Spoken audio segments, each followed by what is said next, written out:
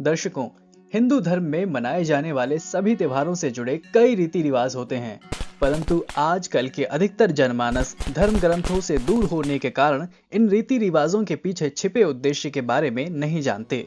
जैसे कि नवरात्र के पहले दिन हिंदू धर्म को मानने वाले लोग अपने अपने घरों में कलश की स्थापना करते हैं और फिर किसी मिट्टी के पात्र में जौ बो देते हैं।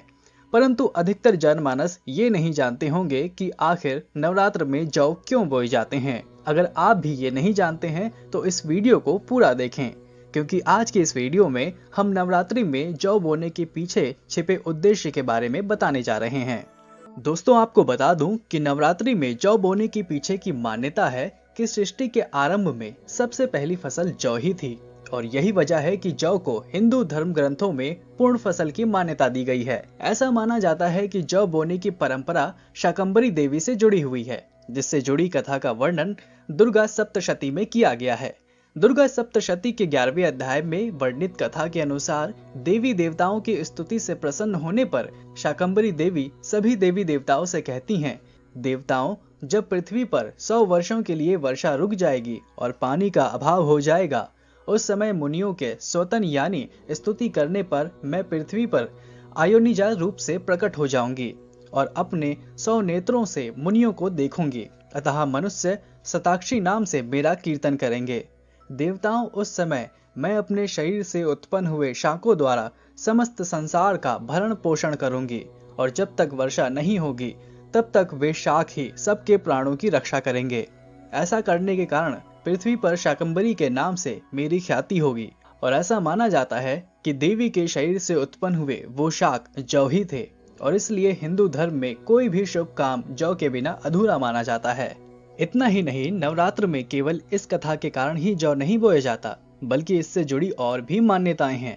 ऐसा माना जाता है कि जौ अन्न है और अन्न को हिंदू धर्म में ब्रह्म का स्वरूप माना गया है और ग्रंथों में बताया गया है कि अन्न का हमेशा सम्मान करना चाहिए और जो इंसान अन्न का अपमान करता है उसे जीवन के साथ साथ मृत्यु के बाद भी कई कष्ट सहने पड़ते हैं।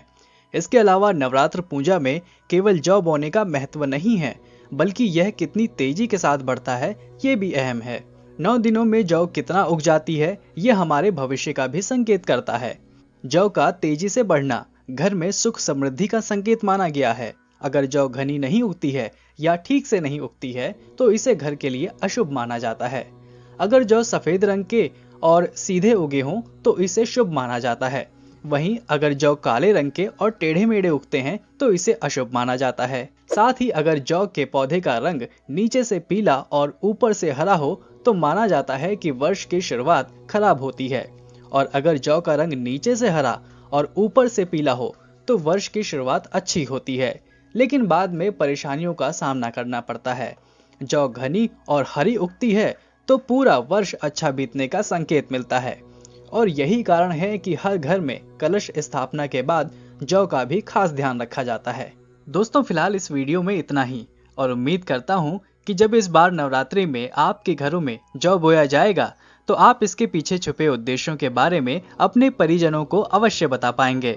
साथ ही ये भी कामना करता हूँ कि इस नवरात्रि आपके द्वारा बोई गई जौ हरी भरी उगे और आपके घर में सुख समृद्धि लाए और माँ दुर्गा की आप और आपके परिवार पर कृपा बनी रहे। और जाते जाते आप सभी को नवरात्रि की हार्दिक शुभकामनाएं।